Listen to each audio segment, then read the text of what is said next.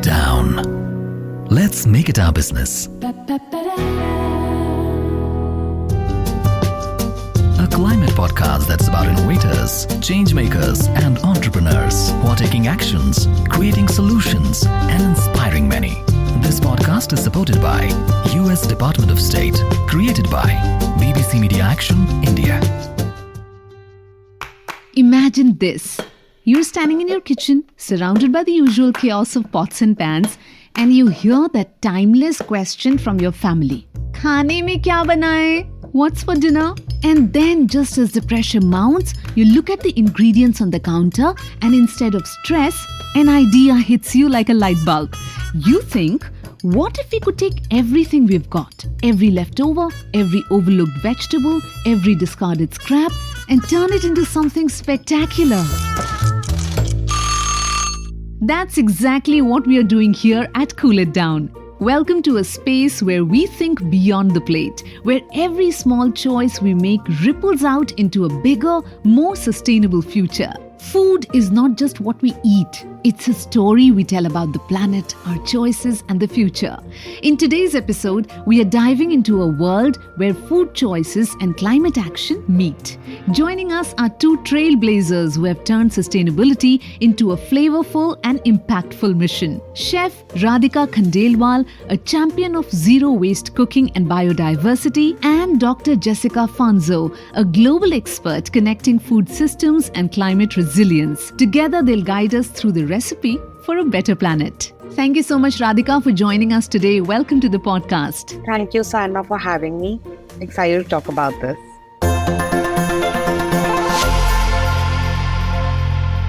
You are floating a very, very useful hashtag, Zero Waste Hero campaign. Radhika, when did it first click for you that as a chef, you could make a difference in the fight against climate change? So, my aha moment, so to say, was it came to me during my time in Melbourne when I encountered the ugly food movement. It was literally just billboards everywhere, which encouraged people to pick up cosmetically imperfect food. The idea of celebrating imperfect produce really resonated with me. And then I just went down a rabbit hole researching on how much food is being wasted, why people aren't consuming it, and I started incorporating more road to shoot recipes in my own kitchen, and that's where it all began. That's fantastic. One little event just makes, the moment out of it. And your hashtag Zero Waste Hero campaign has inspired so many. Radhika, can you share one or two easy tips to help our listeners create less waste in their kitchens? Okay, so the first step is to rethink how we view food waste. If it's edible, it's food. Calling it waste undervalues its potential, honestly. A great starting point is to buy only what you need and storing it properly. I think a lot of food waste occurs in the fridge because people just don't understand how to, store their veggies or their fruit or their leftovers properly. Once you do that, I think it increases shelf life immensely. Yeah. Another simple and impactful way is to embrace the root to shoot movement, learn what can be used, what can't be, and start making, other delicious recipes out of that. That's fantastic. I think, you nailed it when you said that we need to first decide we should go for just how much we need it. If you were to make the perfect meal for someone who wants to eat sustainably, what would it look like? And do you have a favorite kitchen trick for using leftovers or food scraps creatively? So the first part of the question is, what would it look like? So it's already on my menu. It's called the Fig Love Bowl, and it's something I'm very proud of. It lets you choose a conscious grain, like a millet or a sticky rice from Meghalaya, or black chakao rice or Kerala red rice. Then you'll get in-season veggies with it, and then you get to choose your protein and a sauce. Wow. It comes with chips, which are made out of vegetable peels, and it has a complete meal. It's a completely balanced meal for a conscious eater. Coming to the second part of your question, I recommend nothing more than a stock we made with literally all the scraps you have in a kitchen. All you gotta do is take your onion peels, garlic peels, carrot tops, everything. Just put it in a pressure cooker, one CT, and you have a stock.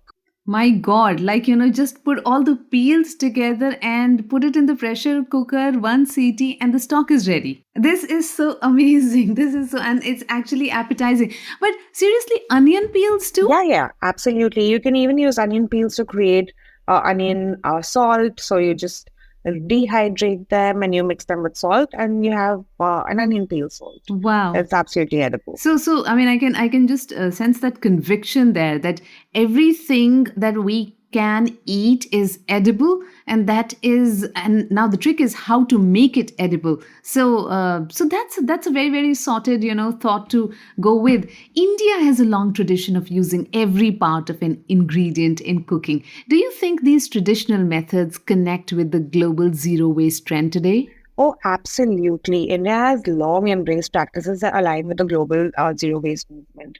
Think about dishes like a banana stem curry or Yeah. chutneys, which are made with vegetable peels. We're also the land of preserves. Nagaland alone has around 250, actually 278 varieties of fermented foods. These traditions mirror the global trend towards now gut-friendly fermented foods and beverages. Like everybody's talking about fermentation, but it is something which we've been doing, like it's age old in our culinary Yeah. practices. Yeah. So it is inspiring to see how the world is reconnected with practices which are integral to Indian culinary culture for centuries. Right. Radhika, can you for me, for the sake of our listener, talk about something that we've always seen as waste, but it can be eaten, or it is edible, something like a discovery that I've always discarded as waste, but can be eaten, like you spoke about peels. Is there anything else that comes to your mind? Yes. So, for example, lemon rind. I think everybody just squeezes out the lime and they just chuck it, Yeah. right? That's how you use a lemon. But what we do is we preserve the lemon, the rind actually. So whatever waste our bar collects of all the citrus, we just take it from them and we preserve it in salt and lemon juice. Okay. And we have preserved limes in a month's time, which we use in sauces like the chirmola or just to enhance flavor into anything, really marinades, anything. Wow, wow, yeah. We would have never thought like that. So, this is very, very cool. Food is also a big business. What advice would you give to young people who want to start their own ventures in sustainable food? So the thing with sustainability in food is that it's both rewarding and challenging. Costs are often a lot higher when you work with small scale farmers and producers. But it's actually worth it to build a transparent and meaningful supply chain because finally your diner is depending on you and trusting you for that. Right. Also, we have to remember that since it's also a business, diners don't come in for a sustainable or a zero waste meal. If the food is not delicious, then you can forget about it. Yeah. So, whilst you can focus on the work of sustainability behind the scenes, you have to ensure that the dining experience remains enjoyable and indulgent. Right. Balancing ethic and flavor is key to succeeding in this space. Right. And Radhika, what is a common misconception about sustainable cooking that you wish more people understood? That it's difficult or it's boring. It's not. It is delicious. It can be, it's even more delicious because you are getting to experience flavors which you have never done before. Right. And also, I mean, you have been doing this for a long time and it's so inspiring. Can you share a memorable moment where a customer or a student embraced sustainable cooking because of something you taught them? A lot of times, actually, the entire zero waste hero campaign took off in a way which I'd never even imagined it to be. Like, I just wanted to put across, like, basic things for people to do at home, but it just garnered so much attention and like people got so inspired by it. I got to learn so much, rather, not just other people. Like, I got to learn about banana peel alkalines, which is hard in Assam, and I got to learn about, different regions and how they use all parts of the produce, different regions of India, of course, and how they use all parts of the produce. And likewise, I think people got to learn so many, a lot of people learned how to make pineapple tepache with pineapple skin from me. And it became a thing. Like people would just keep tagging and using watermelon rind to create chutneys and stuff like that. So the entire thing has been like quite revolutionary. Right. And our, conscious effort when we talk about these things is to make a difference at a personal level. As an individual, I always want to know what I can do. So what's that one thing you wish people would change about the way they eat? And what's one small, tasty step they can take this week to make a difference? So I think if there's one thing I could change, I would encourage people to reconnect with their food. I think today with delivery apps and processed options, we're losing the very small but very significant interaction we used to have with, whether it was our sabzi wala or, going to the chakki to mill flour or, all of that is just lost. So I think that is the one thing I would encourage people to do, because like just an interaction with the sabzi wala would let you know what is in season, what is not. Not everybody is even aware of what you should be consuming when. Right. But that small step will show you.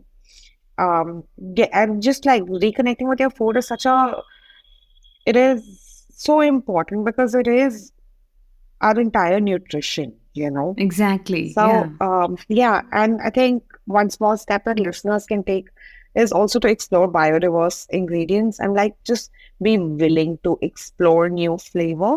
Right. So while chefs can, use all sorts of things, etc., but it is also finally what you do at home, what you take back home with you. Like, for example, I will tell you that food waste is not just about, eating root to shoot. It is also about eating a biodiverse diet. So find out what is edible, what is not. Like, for example, gulmohar flowers are tasty and edible. Wow. And I don't see anyone using them or eating them. But so just I think a little bit of curiosity would be lovely. Right. And now that you mention, I'm going to definitely taste the gulmohar flower. I never thought I would. But that brings us to the end of this deliciously thought-provoking episode of Cool It Down. A huge thank you to you, Radhika, for sharing your insights and inspiring us to make smarter, more sustainable choices in the kitchen, open our minds to new flavor and new dishes. Because every small change, whether it's reducing food waste, eating seasonally, trying a new recipe, adds up. Let's all take that one step closer to a healthier planet, one plate at a time. Thank you so much, Radhika, for joining us today. Thank you so much, Sayema, for having me.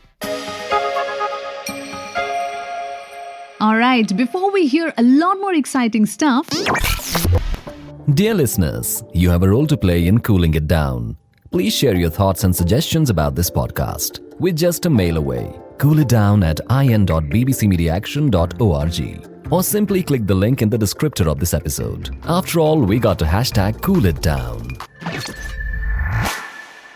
Joining us is our second guest, the brilliant Dr. Jessica, a professor of climate and the director of the Food for Humanity initiative at the Columbia Climate School.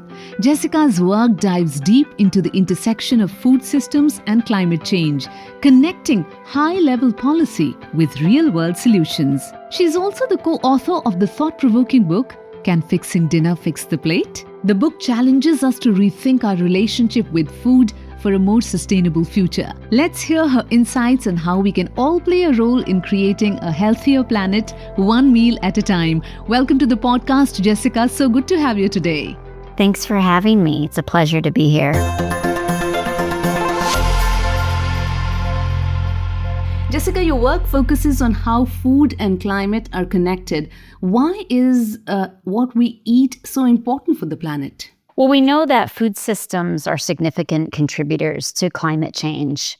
When we think about the total greenhouse gas emissions that are being emitted around the world, 30% are coming from food systems. So a big part of that is agriculture production and land use change. Yeah. But another big part of that are the kind of diets that we choose, diets that have heavy carbon footprints, that have issues around environmental degradation, environmental pollution.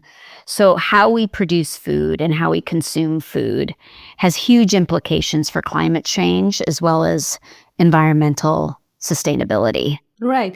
But Jessica, honestly, when we think about or when we read about sustainable eating, it just feels like a big task. It just feels like a big assignment. What are some easy changes we can make in our daily food habits to help the environment? It's such a great question, and it's hard to answer because, as you said, it's really complex. But there are some basic things that we know.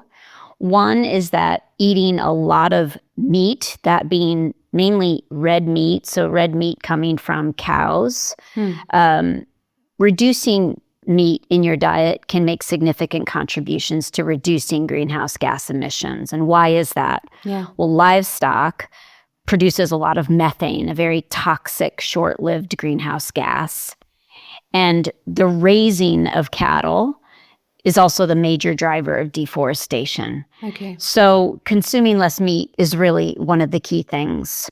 And increasing more fruits and veg in your diets, more legumes, beans, peas, really important climate resilient foods. And I would say the last thing we know quite clearly is that reducing your food waste is another key issue. We waste about 30% of all the food that we grow. And so thinking of strategies to reduce that waste, using leftovers for soup stocks and casseroles, using your freezer, so don't throw food out that's potentially about to go off, and using it in other ways can be really important for the climate. Right. Jessica, I want to come in here and talk about, the food balance, the food pyramid, that, so to say, that we have always studied about. And that includes a whole lot of, different grades and different stages at which consumption takes place. And what you're saying goes a little against that food pyramid. Now, the counter argument can be that if we stop consuming, non-vegetarian, so-called, red meat, then what's going to happen is that those animals, if they die, they will anyway contribute to, other kinds of gases. How would you explain this contradiction to what has been traditionally taught about food pyramid with the sustainable practice that you're talking about? Yeah, I think this is a whole new area of work. We're realizing not only that the kind of foods that we eat, the implications for our human health, but we always have to be thinking about the planet too. We're at a climate crisis moment where we need to make massive changes to food systems. And I think that the real issue that we see is that the demand for animal source foods is rising around the world. As people have more disposable incomes, they're consuming more meat.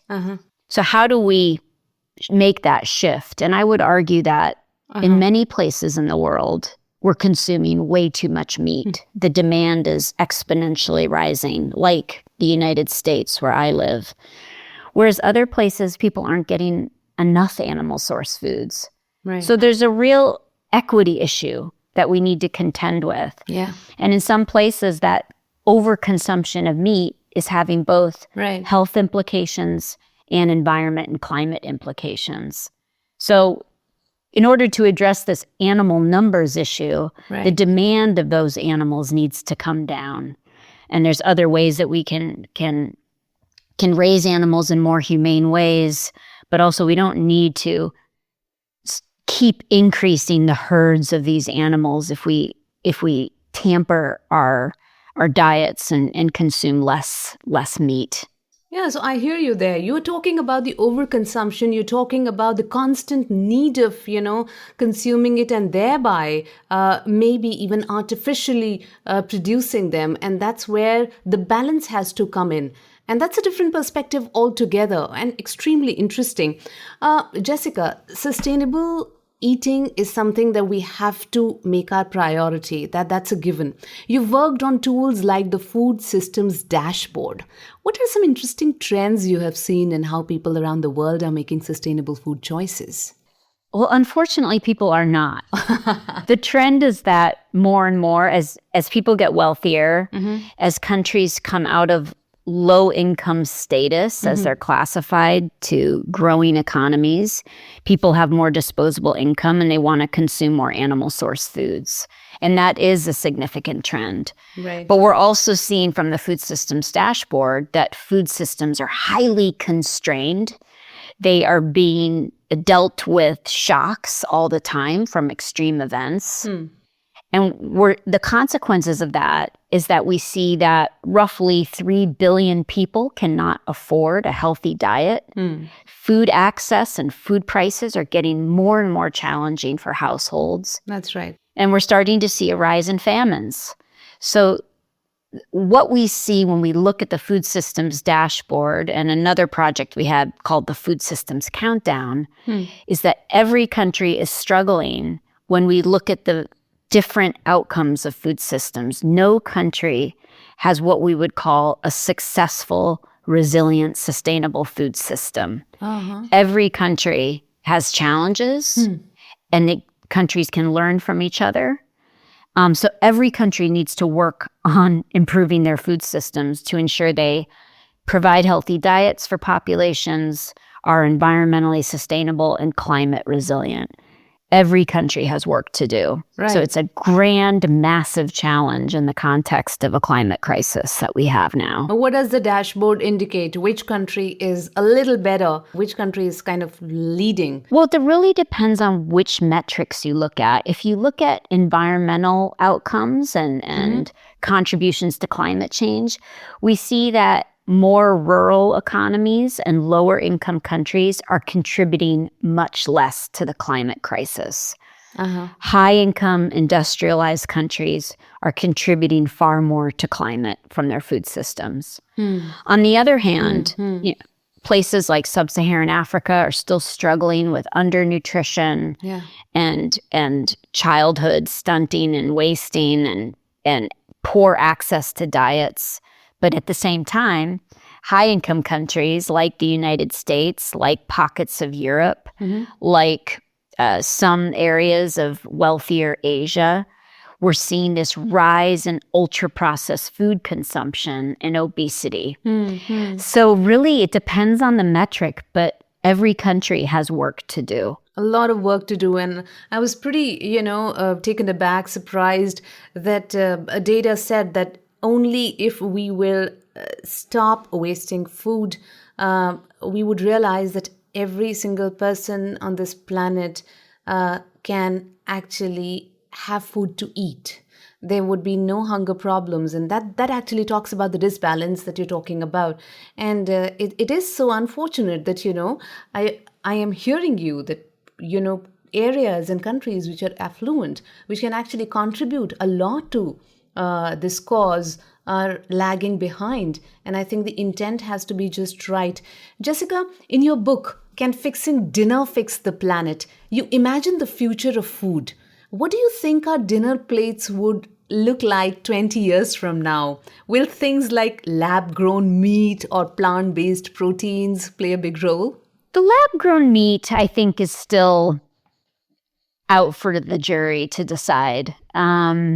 I think there's a lot of regulatory and ethical and political issues around lab-grown meats. But I do think we'll see more and more plant-based products. I think we already have a huge range of plant-based products to choose from. Some that are very ancient and traditional.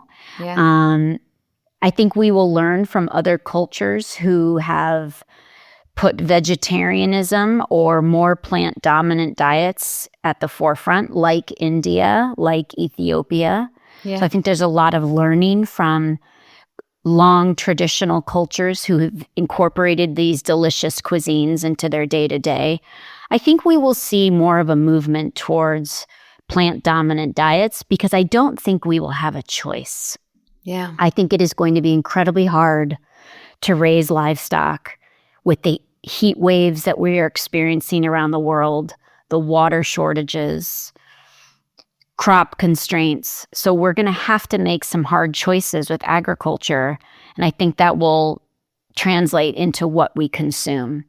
Food prices will probably rise if we do nothing on climate change. So people will opt for cheaper foods, staple grains. So how do we ensure that we still meet our nutrient needs, but are working in tandem with the planet with foods that are less constraining? So I think we won't have a choice. We're going to have to switch. We're going to have to change. I think the planet is reaching some limitations of what it can provide for us from an agriculture perspective. Right. Technology will still be important. We'll reach new frontiers on how we can grow food.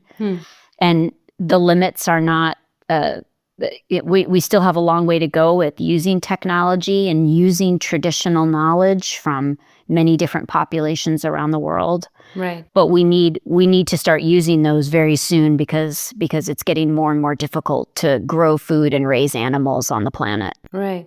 Jessica, what role do you think governments and policies should play in encouraging sustainable eating habits? Way more.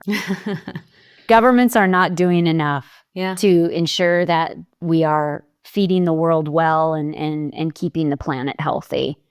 Governments often take their hands off the wheel. Yeah. And private sector is really in charge of the governing of our food system. We need governments to take much more action. That means regulating actors who are not playing well and spewing out greenhouse gas emissions or producing unhealthy foods.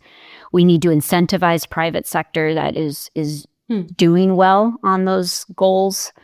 So governments need to take much more action and get more involved and invest more in their food systems. Right. And there's a lot of examples of where cities and some states, let's say in India or some countries, have taken strong initiatives across food. And so how can we learn from those places and scale that up?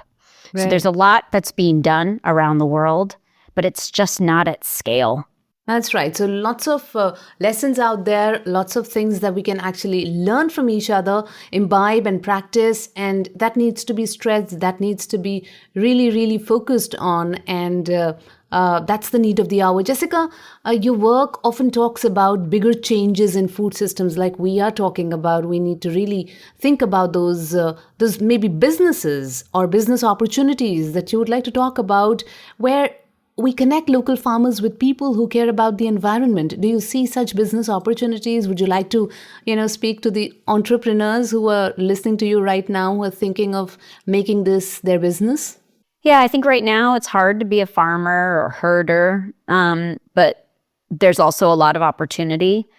So how do we re-engage youth to get into the food system as a potential business opportunity? Yeah, I think there's a lot there, and starting from farm technology all the way to owning a restaurant or owning a food delivery service. So there's a lot of opportunity across food systems. They're not going away. We still need to eat every day. Yeah. So how do we revolutionize our food system? To me, learning from the past and learning from the elders who've worked land and have owned businesses, it's important to learn from them, but we really need to incentivize and engage youth to push us into the new frontiers to ensure that we have enough food in this changing climate. So to me, investing in youth, engaging youth, incentivizing them, giving them the tools they need to modernize the food system in sustainable ways is really, really key. Right. And that's a wrap for today's episode of Cool It Down. A huge thank you to Dr. Jessica Fanzo for shedding light on the big picture of food and climate and for giving us simple, actionable steps to be part of the solution. There's a lot of insight out there. There's a lot of data. Every single thing points to the direction of doing something about sustainable eating habits and right now. from what we put on our plates to how we think about our food systems, every choice matters. Thank you so much, Dr. Jessica, for joining us today. Thanks for having me.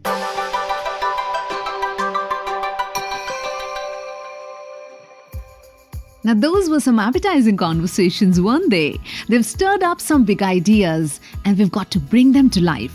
Here is a tip straight from today's guests, something we can all start doing right now to make a difference. For all of us, Radhika suggests we begin by rethinking our daily habits. One simple action: start buying local, in-season produce. Not only will you be supporting your community, but you'll be cutting down on food miles and reducing the carbon footprint of your meals. It's easy, it's delicious, and it's good for the planet. And for those of you thinking about entrepreneurial inspiration, Jessica has some solid advice. Look for opportunities in waste. Don't waste those opportunities. Whether it's food waste, textile waste, or even digital waste, the solutions you create from what's discarded could turn into your next big business idea.